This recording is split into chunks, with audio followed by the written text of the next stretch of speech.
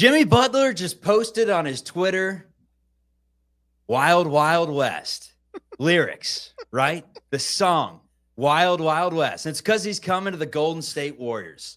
Are we happy about it, though? Hop in the comments and let's debate on today's Locked On Warriors. Who can stop Steph Curry?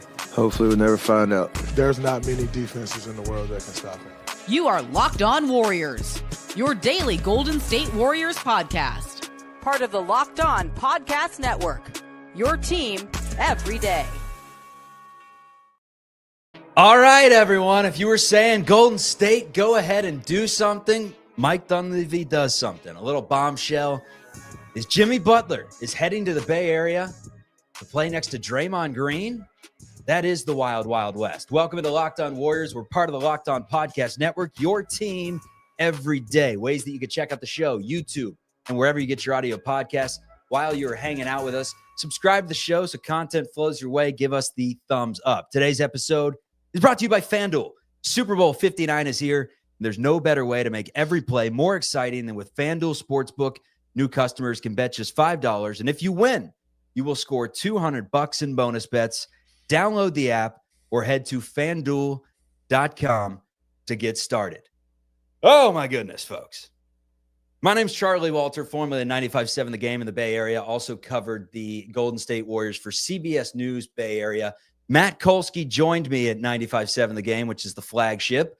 He also worked at KNBR, and today he joins me on Locked On Warriors Today. Credentials out of the way. Let's get to the details of this trade first. The Golden State Warriors get Jimmy Butler.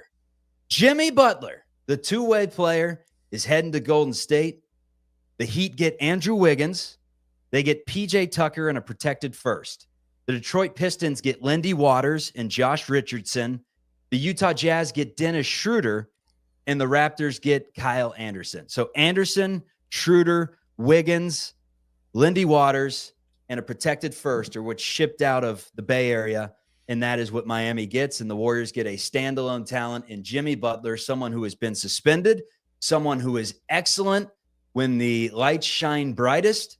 And we're talking a catalyst to a player that's taken his team to the NBA Finals, and now he plays next to Draymond Green, Stephen Curry, and the big one that you lose is Andrew Wiggins. The big question, Kolsky, did the Golden State Warriors just get better today? And I guess the bigger question is the extension. 3 days ago from Windhorst, we heard he had no plans of signing an extension in the Bay Area. Is this some sort of a crazy salary dump? What is to make of this to start? Oh, man. So much to say. Dennis Schroeder, we hardly knew you. I think, okay, so a couple things. Let's start with who they sent out. Anderson, Schroeder, Wiggins, Waters. You know, I guess people like Lindy Waters. I like Lindy Waters well enough, but none of those pieces are a significant part of the future, right? None of those pieces really matter to your future. Schroeder's expiring. Anderson had a couple years on his deal, but like he's in his that's not an important. But Wiggins matters. He's been playing great. And the big question that's going to be brought up is Jimmy Butler at this point, and a 35-year-old Jimmy Butler as compared to a 29-year-old Wiggins having a fringe all-star-like season. He's been giving you the same numbers as Jimmy Butler. This is one of those trades where I personally don't like it. I'm not a fan of it, but I am intrigued by it. I'm interested by it. Yeah, well, let's put the Wiggins part aside, because that, I agree, is probably the most interesting discussion point here, right? Like, what is the upgrade from Wiggins to Butler? But the bigger point, before we get to that, is that you did not have to put Kuminga, Moody, Podziemski, or an unprotected pick into this deal, right? So the guys that the Warriors look at as the young core of the future are still intact. You know, now, is that going to be a good team in 5 years? I have no idea. Probably not. They're going to need. All right, let's get hold on real quick, because we got to get this out of the way right now. It's that Jimmy Butler obviously has signed an extension. So a 2-year, $121 million extension to stay in Golden State through the 2026-2027 season. So this is no salary dump. Jimmy Butler is a part of this Warriors future. Back to it, Kolsky. For 3 years, this year and 2 more, right? Yes. and that lines him up with Steph and Draymond. So the old guys are grouped together here, and the Warriors basically have this year and 2 more to try to get something done. So everything we said, get younger, no more Jurassic Park music. What's the new Jurassic Park coming out? Well, they didn't get older, though, right? I mean, I would like this way less if they had to put somebody under 25 that matters into the deal. But they didn't. So that But is Andrew Wiggins matters. He matters tremendously. But it's a separate conversation. So we'll get to the Butler versus Wiggins thing, I promise. I want to start with the easier things. I'm trying to start with the easy things. It's clearly good that they didn't have to put Moody, Kuminga, or Podziemski in this deal. It's clearly good that they didn't have to put an unprotected pick in this deal if things go totally, upside down. They still have, we'll see what the protection is, but I'm sure they have protection there. The second thing is the money. Ignore it because it doesn't matter. The Warriors are up against every conceivable thing that blocks you from just going out on the market and signing a big name player. They could not have done that.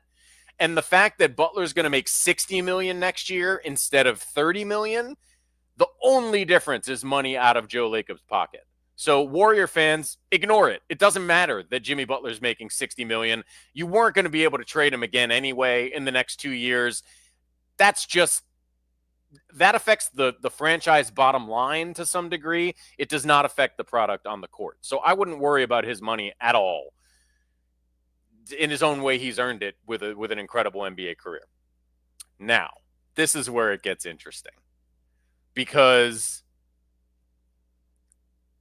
it's certainly reasonable to take the position that I think you're taking, which is fine. Andrew Wiggins is better than Jimmy Butler. Jimmy Butler has a history that's excellent, but right now, Chuck Walter prefers Andrew Wiggins to Jimmy Butler. And I'll tell you, although I think that's reasonable, I'll tell you why I think you're wrong. It's 2 things, basically. The first one is just at a baseline. Jimmy Butler brings a level of competitive fire and ability to call his own number that Andrew Wiggins never really had, and I think we can reasonably say never will have. So you believe that everything we saw this year statistically from Jimmy Butler is just due to his notorious reputation for not giving a damn about the regular season. Statistically, what do you mean? You just mean that his point statistically, he's got the same numbers as Wiggins. That's what I'm saying. And Wiggins has been turning it on lately. He's been available. He's scoring the same number of points. I believe Butler's shooting a better percentage from the field, although probably a little worse from 3. But yes, I think the reason that he's scoring 17 points this year, which is, got to be a low for the last decade of Butler's career, is because he was less involved in the offense and he was playing less and he was shooting less. And there's a variety of reasons for that. I think some of it is the Heat's choice and I think that's part of why Jimmy Butler was upset. I also think some of it is him not playing his best at times, because we can argue about how he handled this, right? It's clearly not awesome the way he handled it. I do think it's pretty typical for NBA stars who want to call their own shots, but it doesn't make you feel great about him. And if he has the same attitude with the Warriors that he had with the Heat, then obviously this was a terrible trade, right? But even if he's in a weird place mentally, he just possesses a level of drive and aggressiveness that isn't part of what Andrew Wiggins brings to the floor. He might end up with the same numbers on any given night. Andrew Wiggins might outscore him on any given night, but you can't really count on Andrew Wiggins to do anything at any given time. Right? I get that 100%, but 35 years of age, does that mean anything to you? Because we always talk about age and players historically slow down around this time. It means something. And if this was a trade to make Jimmy Butler the number you're one committing guy to him in the future, that's another thing. You're tied up to him. Forget the money. I mean, you were tied to him for being successful for 2 years. Yeah. Do we agree they had to do something? I'm intrigued. I'm not as pissed off as you would think. do believe that like Wiggins and Butler, it's somewhat lateral, but let's put it this way. Let me finish. Butler better be better than Wiggins. That's the big thing that I take away from this trade. He better be significantly better than Andrew Wiggins here. Oh, yeah. Of course he better be better. Significantly, because you're throwing a first in there too. Yeah, but I think reasonably what you would hope is that Jimmy Butler is a little better than Andrew Wiggins in that, like, you can go to him to go get a bucket semi-regularly. He's going to make it hard for teams to triple team Steph Curry the way they have been. Just right at the beginning, that's going to happen. I would hope that you get a slightly better version of Jimmy Butler than you had in Andrew Wiggins during the regular season. But let's be serious. The real reason that Jimmy Butler is a better option than Andrew Wiggins is because of playoff Jimmy. And with that, you have a chance to enter the postseason, however that ends up happening, with two legitimate fourth quarter killers on your basketball team. And even if Andrew Wiggins does every other thing that Jimmy Butler does, which I don't think he does, but even if he did, he's never going to be that guy. He's just never going to be that guy. And I think the Warriors decided, based on this year, look, with as much time as Draymond and Kuminga have missed, there's no doubt Andrew Wiggins has been the second most valuable player on the Warriors this year. So I'm not trying to diss Wiggins. But there's a level of killer that he just isn't. And Jimmy Butler just is. And obviously the Warriors were willing to gamble that killer comes out in a way that gives them a shot at this thing. And I would add, this is a weird sidebar for me, but in a way, I think it's probably good to be out of the Andrew Wiggins business at this moment.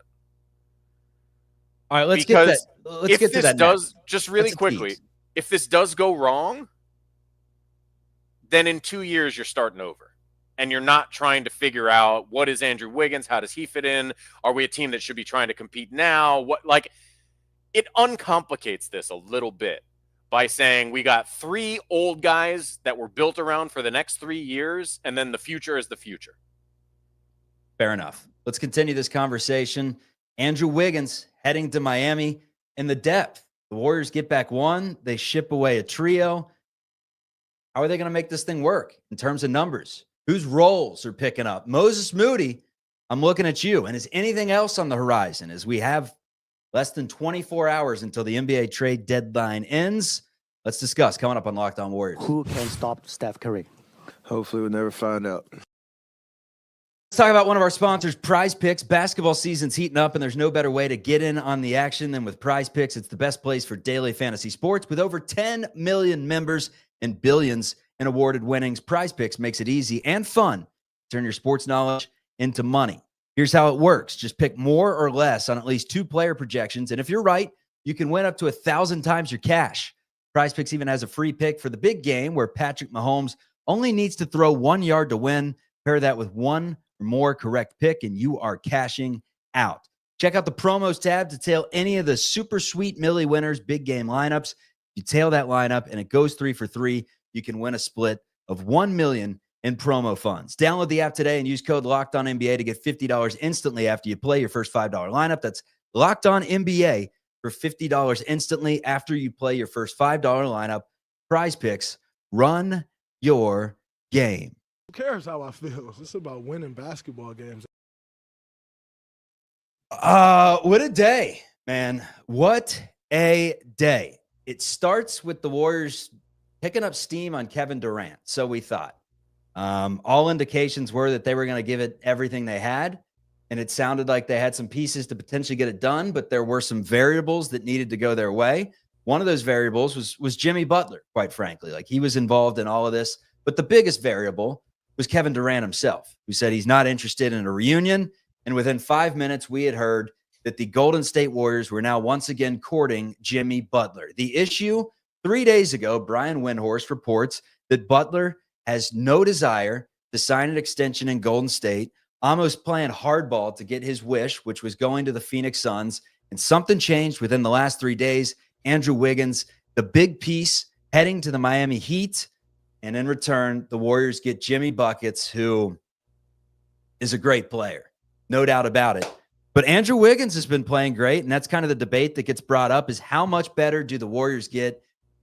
My prediction, I don't think that much better. Polsky thinks they get significantly better. You tie yourself to an aging player until he's age 37, extended, going into 38.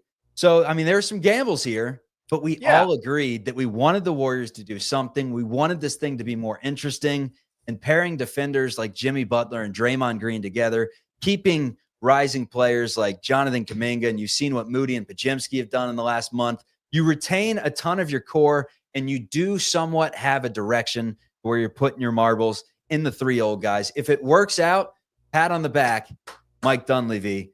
But God, this thing could be a disaster. It could be like the Nets going after, Paul Pierce or something like that, where you get someone around that age that is a Hall of Fame type player and then just kind of falls off age-wise. Is Jimmy still an assassin? That's what we need to find out.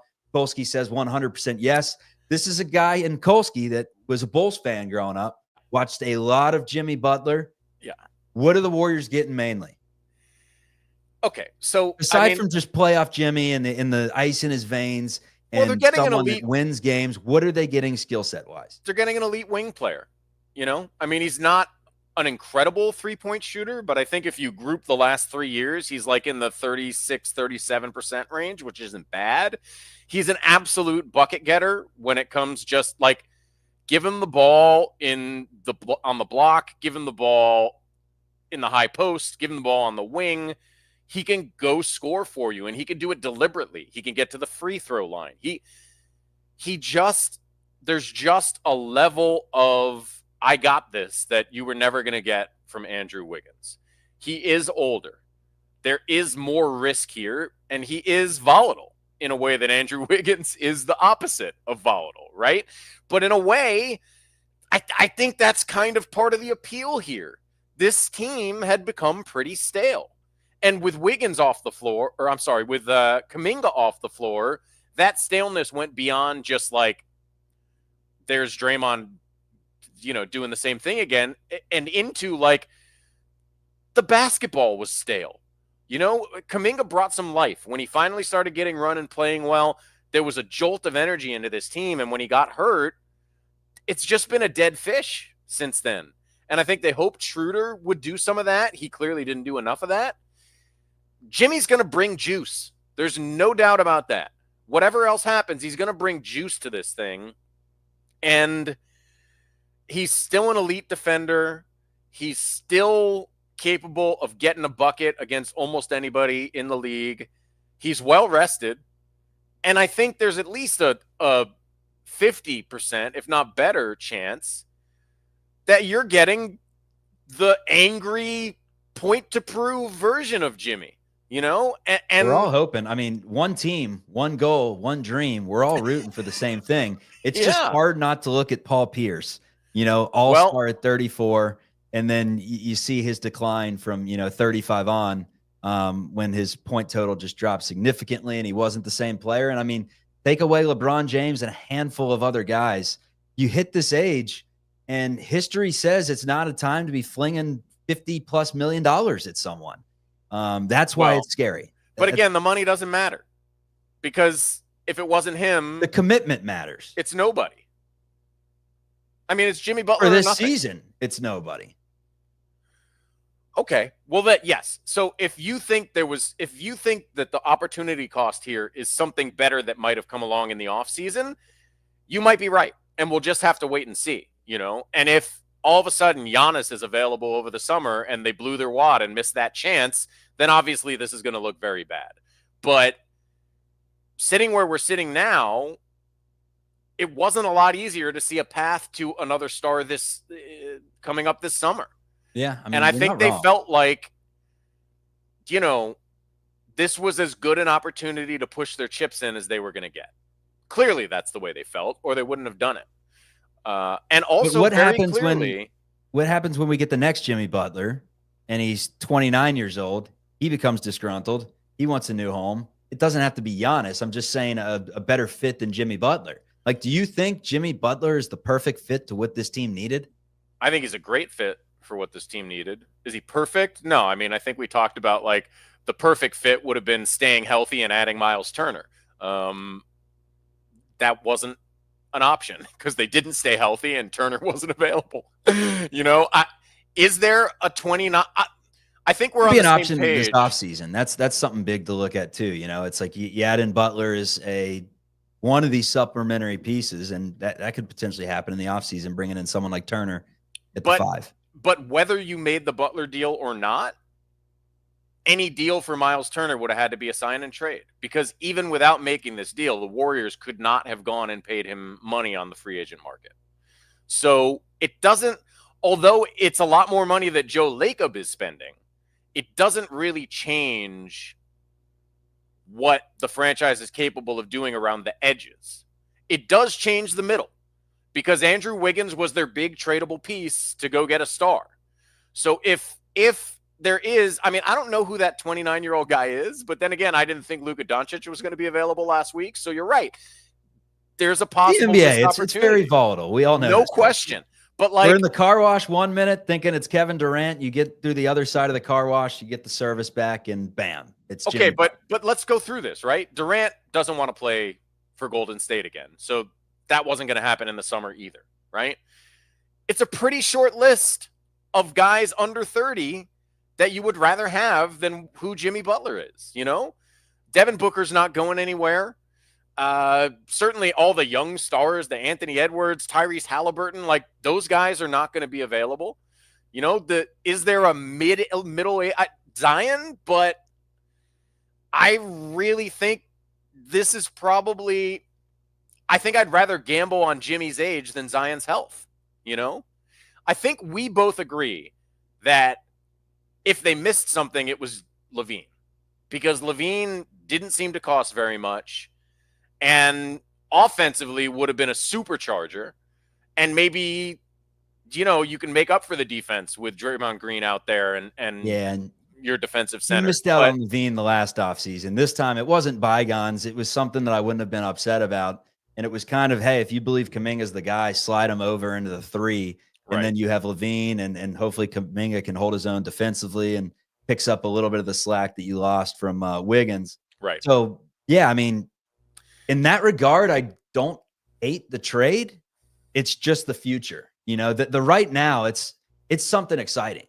I mean, hell, for the brand alone, for the podcast alone, it's Jimmy Buckets and it's Draymond Green on the same team. It's very interesting. If you're not intrigued, are you not entertained? Yeah. That is the one thing that this brings to the table, 1,000%. But if this thing goes awry, you were better off keeping Andrew Wiggins, no doubt about it. Well, I'll say this too. I cannot believe that Mike Dunleavy pulls the trigger on this without not only him talking to Steph and probably Draymond, but Jimmy Butler talking to Steph and probably Draymond. And I guess I would just say that if Jimmy Butler can convince Steph and Draymond that he's ready to do this with them, then I'm prepared to also believe it. And I don't know. You said I think they're significantly better. I'm not sure I do. I think the ceiling is significantly higher. And that really is what matters. Let's put it this way. Yes, their chances of making a run in the playoffs now goes up because their chances prior were very, very slim. I mean, that 10-3 start that we saw, the 12-3 start, at this point, it's seeming like fool's gold, right? Well, it's a different team, right? That's not the team they have anymore. And it wasn't going to be. No. So what does this do with the depth? Buddy Hield, Brandon Pajemski, Moses Moody, Quentin Post, E. Santos, Kevon Looney, Gary Payton. Those are some of your core pieces now. We'll see no more Lindy Waters. We will see no more Kyle Anderson. Not that we saw a ton of them by season's end. No more Schroeder, who was your 6th man coming off the bench now. He was a ball handler. Is this a point where maybe the Warriors go into the buyout market, or hell, Kevin Knox is crushing it? Kevin Dana said that he's someone that can fill the end of a bench. They got to do something. Yeah, I think to get Knox up, they'd probably sign Post to a legitimate contract and put Knox on a two-way, and that might happen while Kuminga is still hurt. But I think a lot of this falls on the heads of Moses Moody and Brandon Podziemski. Those guys have to be legitimate rotation contributors, and I think over the last 2 weeks, we've seen both of them show themselves to be capable of that. So, when fully healthy, it's going to be fascinating to see who they start. Because one thing Butler does not do is relieve the positional logjam at the 3-4, right? So is it Butler at the 2 with Kuminga, Draymond, and a center? Is it Draymond at center with Butler at the 3, Kuminga, and then starting maybe Pods or GP2 at the 2? Like, what Steve Kerr does when this team is healthy is going to be really interesting to see. And based on what we've seen so far this year, it might take a month for them to figure out what their real starting lineup is. But there is a group here, and I think the finishing group is likely to have Draymond at center ultimately, because that's always been their best finishing group. If you've got Butler, Kuminga, Draymond as your front line, and then Steph, you either go offense with Podziemski or defense with Peyton, that is a really interesting lineup. It's got a lot of firepower. It can really play defense. I like that group of 5 a lot, and I don't hate it with Butler at the 2, Kuminga, Draymond, and especially if you get Quentin Post out there and stretch the floor, there's just a lot of different things you can do here. And are they as deep as they were? No. But they still have 9 or 10 playable guys, and I think in a way they're doing Steve Kerr a favor by limiting it to 9 or 10 playable Kind of guys. forcing them to play Moody and Pods more than 25 minutes a game, which we've been clamoring for the last couple weeks. It's time to see what you got. You just paid the man in Moody. He's showing up. He was big in the Magic game. Like, make him show us consistently that he's not the guy, and then we'll worry about it. But all those guys are going to get a benefit from playing with not just Steph Curry now, but Steph Curry and another legitimate go-to scorer.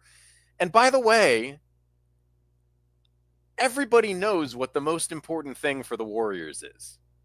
Even now, with Jimmy Butler, any significant Warriors run absolutely has to have Steph Curry shooting the lights out and scoring more like 30 a night.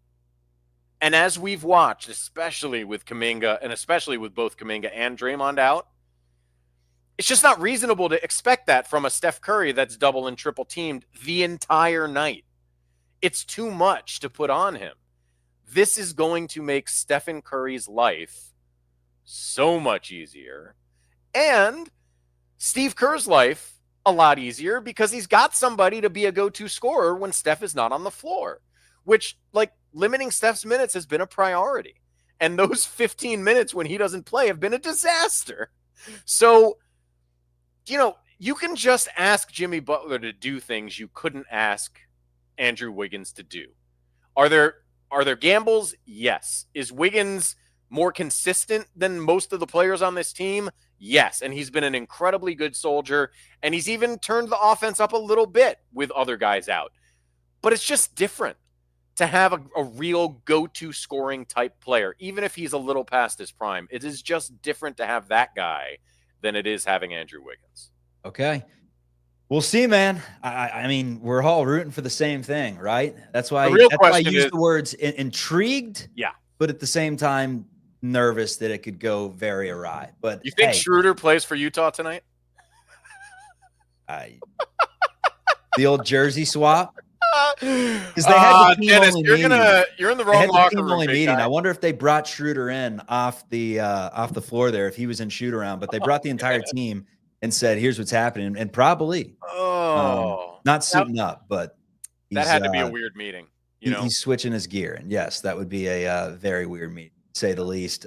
From Tom Fornelli, Jimmy Butler told his boss he didn't want to work there anymore, so they gave him 6 weeks paid vacation and then sent him to a new company that gave him $121 million. Jimmy Butler is the American dream, folks. Let's talk about what the Warriors are going to do.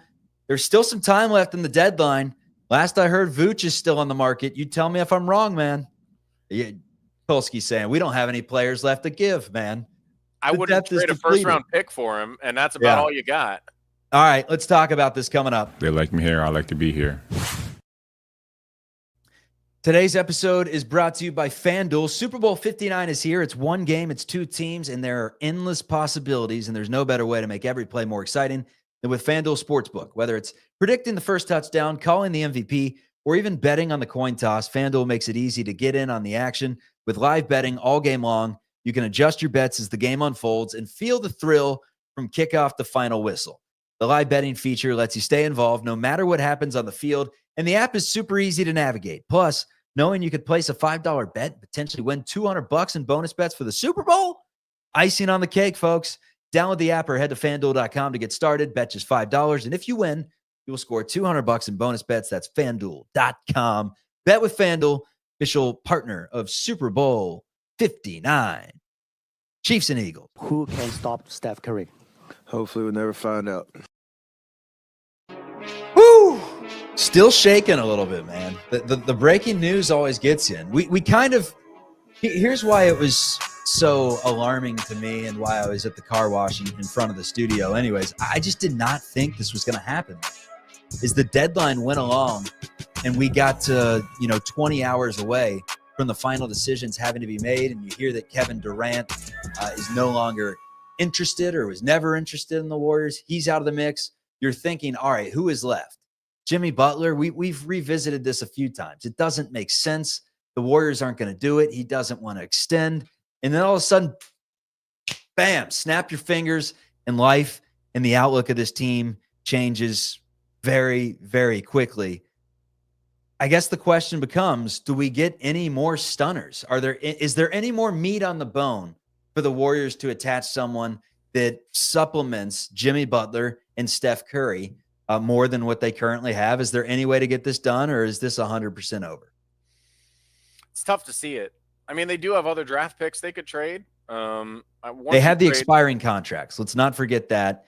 And we all know, I mean, you're depleting your depth big time. It's just Looney and Peyton, though. I mean, those are really the only deals that are movable, particularly movable right now as expiring contracts. Bring you to about 18 million. So who's out there for 18 million? Well, and then, Moody and Pajemski would be the next two if someone likes them and has something the Warriors like. But I think that's getting to a point where, then you have given away too many. I mean, if you do another 3-for-1, you're going to run out of dudes. And I just don't know who the guy would be that would make them a lot better. You don't need Nick Vucevic now, especially now. What's the point? I mean, are you going to start running offense through your center when you've got Steph Curry and Jimmy Butler out there? That doesn't make any sense to me. So, and he's a terrible defender. So you're not going to bring in a guy whose best quality is the ability to score 20 a game when you only need 12. Post is going to get better as the season goes along. Every time he's out there, we've seen he can absorb the game, and he at least isn't. He's not a punching bag out there, right? He can hold his own. I think he's just as good, if not better, defensively than Nick Vucevic. Bam. So, I mean, he's got a long way to go to get to Vucevic's offense, but again, it's not really what you need right now. If there was an easy deal, couple second rounders for a 7-footer, maybe I could maybe see them doing something like that. If there was someone in the chat mentioned Cam Johnson, but I don't think you need another 3-4 either. So I just don't know that there's something else worth doing out there. But I do think they'll be on the phone. I mean, what this deal tells me more than anything is that they knew they needed a shakeup, and they were willing to cause themselves a little pain. It may sound like I'm intrigued at all by Clint Capella, that name. I don't know if there's any possibility he could get traded, but he's 22 million. So it would take probably 3 players to get the job done, or the money from the picks to add up to get him to 22 with those expiring deals. But I don't think so. I don't think it does. Clint Capella, first of all, he's not as tall as you think. And second of all, Is he significantly better than Trayce 6'10", Jackson 240. Davis? Yeah, he's significantly better than Trayce Jackson Davis. I believe that. 9 and Why? 9. You don't think Trayce could get 9 and 9 if he was playing 25 minutes a night? I don't know. You're getting older. You're getting more experience in Clint Capella, but it's not like he's a shot eraser around the rim. He's a decent defender and a rim runner, and that's basically what Trayce Jackson Davis is, but he's a decade younger. So I don't know. The difference to me is marginal. I wouldn't make a move for Clint Capella. At this point, the only center I'd have interest in is Miles Turner. I mean, unless somebody... I don't think that's happening. If the Warriors somehow were able to sneak that out and then extend him through the timeline with Butler, I mean, I don't know how you even do that financially, but that would be cool. Well, you do it financially by Joe Lacob being willing to pay hundreds of millions of dollars of luxury taxes, which doesn't sound super likely. But also, I agree that I don't think that deal is there to be made. So my instinct is they're done, but I don't think they're done on the phones. So I wouldn't be shocked if they managed to get something else done too. All right, so final takeaways from this is that Andrew Wiggins has been an awesome Warrior, man. He has. An NBA champion, had his best season in 21-22. Was obviously going through it personally. We questioned him all offseason. I think most Warriors fans and media, national media, they said, what is Andrew Wiggins going to bring to the table this season? And what he brought to the table over the last, forget the last month, the entire season. He's been awesome. But over the last month specifically, 25 against the Magic, 17 against Phoenix, 27 against OKC, then 19 the game before, 20, 17, 25, 31, 24, 20, 18, 24, 15. Sprinkle in a few duds of 9 and 4 here and there. But 17-point Wiggs was more than 17-point Wiggs this season. He was 17.5-point Wiggs. He was on the upper side of 17 and giving you, 20 a night, more than 20 a night over the last month. He'd been awesome, man. And they're going to miss him. My lasting image will be him putting Luka Doncic on a poster, smiling at the parade.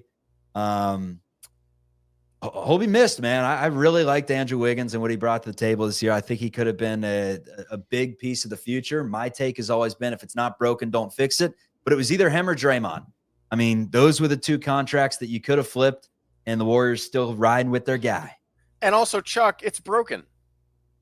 It's not Andrew Wiggins' fault that it's broken, but we've watched this team, and it's broken.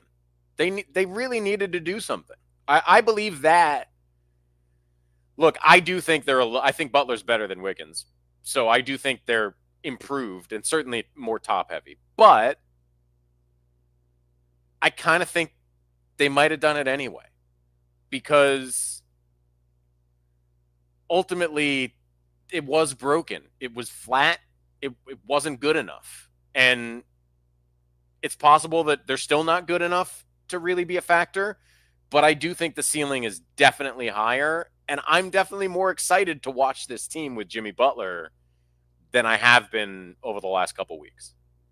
Well, when a team's struggling, anything new, you're excited to watch it, right? Until you find out that new is not better than the old. What's the saying, everyone? The grass is greener on the other side. Is the grass greener on the other side for the Golden State Warriors? Is Jimmy Butler going to make this a better team? There's only one way to find out. I'm excited to see. It's going to be interesting stuff. It's been a minute since he's played. He's fresh. He's ready to go. But with the Warriors fighting, how many games back are they of the 5 seed right now? Only like 3. And I think we have to time. To at least allow for the possibility that Jimmy Butler shows up with a vengeance, and at least for a little while, it is pretty awesome to watch. We need playoff Jimmy day one. Because if you don't playoff Jimmy day one, then you're fighting for a play-in and your season comes down to one game against the Wolves or the Mavericks, and you do not want that. No. This is Locked On Warriors, free and available wherever you get your audio podcast. Thanks for hanging out with us, everyone. Woo! For the breaking news. I'm still shaking 40 minutes into the show. Jimmy Butler, a Golden State Warrior. My take, intrigued, very nervous. Polsky's take, why the hell not? They had to do something. We'll see. Peace, everyone. Woo! Let's go. Beat the Jazz! Please.